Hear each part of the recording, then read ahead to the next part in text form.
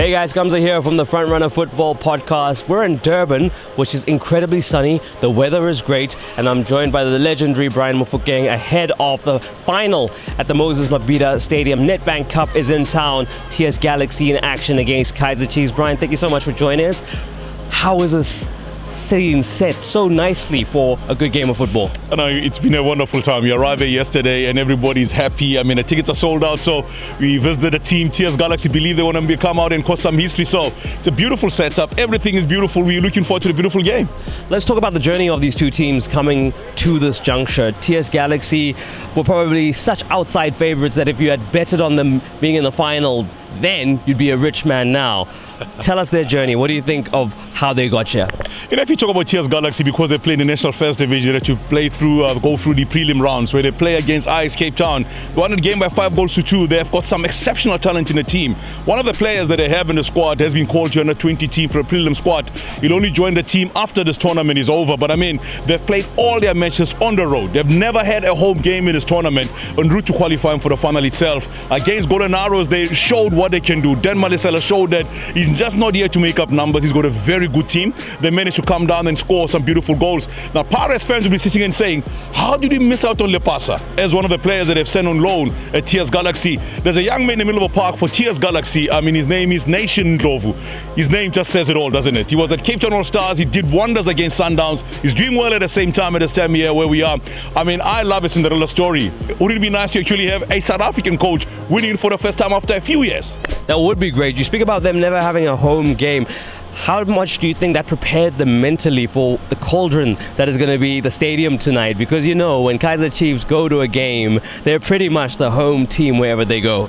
When you traveled to the team yesterday, we were told they're not talking to anybody. So they just literally shut off everybody so the players can relax, they can just absorb the whole atmosphere and have a wonderful time. Dan Malisela, he has been here as a player before, so he knows exactly what is expected of his players. When he played against Sundowns 1998, he was the captain of Sundowns. In fact, was part of a Sundowns team that won against Pirates. 1988, he won it as a Pirates player, as a captain then, against Kaizer Chiefs. So you couldn't have asked for a better player or a better person to sit down and motivate the players ahead of this. I mean, the owner of the team, Tim Sugas, you all know him. He has groomed a lot of players in the country, knows what is expected of them coming into this encounter. For me, all he had to say to the players that go out there and have fun. You can play Chiefs anywhere, right. They'll still be a home team, no matter where you play them.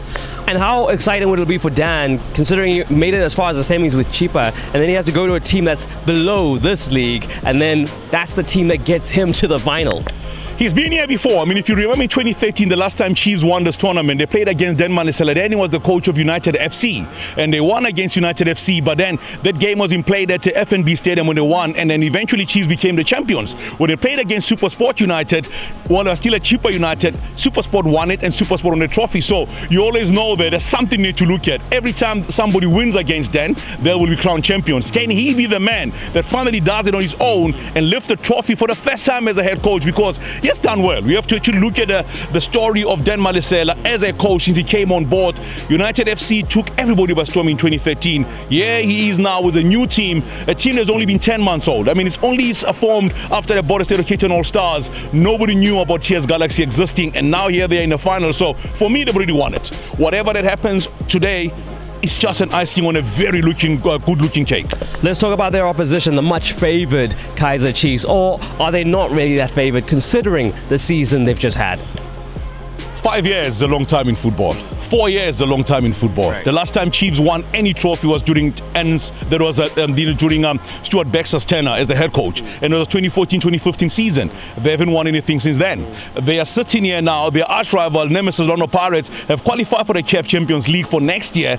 They want to qualify for a continental tournament. Right. They want to win a trophy and stop the drought as far as the trophies are concerned. When Ernst was in charge of this team in 2006, it was a Soweto derby at the Kings Park Stadium. They played a goalless draw. Chiefs emerged victorious on penalties. There was a red card in that game. There was so much drama. When Ernst was in charge in 2006-07 season, they finished outside of a top 8 and they managed to win something at the end of the season. So can he come back and give them something here ahead of what is going to be a very exhausting season going forward? Because if Chiefs doesn't win this one this time around, it will mean to be 4 years in a row for the two Soweto Giants without a trophy, when their teams in the northern part of Gauteng, Sundowns, everybody else is getting something on the table.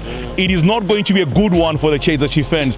The tickets were sold out within 24 hours. Right. Really, I've got to give the Durban fans something to celebrate finally as Amakosi, or else TS Galaxy will just fly through as the records they are known as. No, you're right. There is a sense of expectation when it comes to Kaizer Chiefs. But what do you make of that school of thought that says that if Chiefs win, it would go some way to papering over the cracks?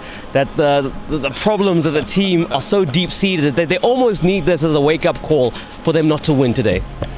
When you look at the squad they have at the moment, you'll realize that in the squad they have now, you have Katsande, Mator just came back from injury, Itumeleng Kuno just came in, Bernard Parker. Those are the 4 players who have tasted victory in this tournament. So all the other players have never lifted or even touched this tournament, this trophy as players. So all of them will have a chance today to come out and really show that you're not just making numbers. We might be part of Chiefs and people will say we don't really belong to be part of the squad here, but we have what it takes. We can build our own history and come going forward. You're talking about that people always going to say cup pedigree, they've won it 13 times. Yeah, it's going to go back to 1971 all the way to now. Since Nedbank took over in 2008, they've only won it once. There's only their second time in the final since 2008. So you got to look at those. Those are numbers that are not lying. Those are numbers that are fair and are sitting there. And also their record against Minos is not the best. Remember FC Cape Town? You remember Baroka? All those teams have come against Chiefs and won. University of Pretoria, Takis, have been here and they managed to win against Kaizer Chiefs. But the history in this tournament always favors a team in the Premier Division. Thank you so much for dodging my question. I want to ask you again. Does them winning paper over the cracks? The cracks are always going to be there. I believe there's a lot that needs to be done at Kaizer Chiefs to really make the team to be a formidable force that we have had. You have some individual brilliant players that can actually come to the party and deliver. But over and above that, I think it will be something to really, a consolation prize to the fans that have sitting there desperately waiting for something to come out from the Amakosi. I mean, if they don't win this one, then it's going to be a long season going forward. During this transfer window period, people expect them to go to break the bank and bring every player that's available into the team for them to try and get something. But at the moment, I think they have the team that can do it. They showed against Cape Town City FC. They did very well against, they fought very hard against Cape Town City FC. Against, when they played against Chippa United, they did very well. But when you look at the form guide coming into this game, on the league performance for the two teams, you realize they're both struggling in the league. They've mainly focused on winning this trophy. So it will be very important. So let me come back and say to you, Kamza, should they win this one, I think somebody will be sitting and saying, finally, my team has won something. And if they don't win, what does that do for Ernst Middendorf's position? Do you retain him or not? No, but he said it clearly. He said that you don't win this one, he's leaving. So they don't have to think about, are they going to negotiate or anything's going to happen. He's going to leave. He said in his own accord that if they don't win this trophy, he wants to leave. He doesn't believe he's going to be part of his team going forward. And he's always been a man like that. He's always been a guy that when he believes that he's not giving what a team needs, he walks away. So for Chiefs fans and those that love to look at stats, they were thinking, 2008 Sundowns against Mpumalanga Black Aces. Sundowns won 1-0. Very close game. Machabangu scored the goal. Then you think back, a year later, 2009, it was Takis against Moroka Swallows. There's a De Silva guy that scored a goal. Then you go 2011, Black Leopards against Orlando Pirates, and it was Pirates who won by 3-1. Then maybe that might just continue today. But there's not been a team outside of the Premier Division that has qualified for the Nedbank Cup Final since 2011. When Pirates played against Black Leopards. So it is a history that will go a long way. Should, for an example, the young guns of United or of TS Galaxy come up here and win against Kaizer Chiefs, it will be a story that will be told to kids and kids and kids are coming up going forward to say, there was a man who every time his team scored, danced.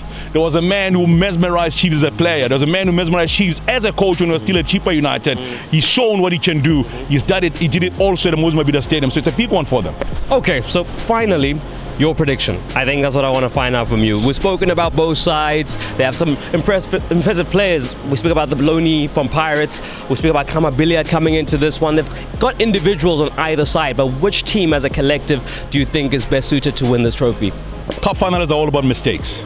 I mean, I believe that if TS Galaxy scores a goal early, that might just take them all the way to win it. But if they allow Chiefs to play with them and go to the 120 minutes without them scoring a goal, Chiefs always have those lucky breaks. If you look at when they played in the first game against Tornado, own goal won it for them. When they played in the next game against the Magic FC also, they went all the way to extra time, eventually won the game 3-0 because Magic FC didn't have the reserve to actually try and fight them all the way in the next game. And then they went in also when they played the next game against Cape Town City FC, they did very well. Against Chippa United, they proved that they can really fight when they needed that to happen the most. But in TS Galaxy on the other end also, they proved against Golden Arrows that, you know what, we do have some trump cards on the bench that can come in and change the game. Lepasa came off and really had a brilliant game coming off the bench. They've got Mglinzo who has done very well in the middle of the park. So they've got those individuals you're talking about that can do very well. But I believe for TS Galaxy, they should not try and match Chiefs physically, pound for pound, on a game. They must play their game. Let them chase the game, then they can win the game because then Chiefs won't have the ball to be able to have them. But if they allow Chiefs to have possession, they'll be able to punish them. Score prediction? It's going to be a tight one.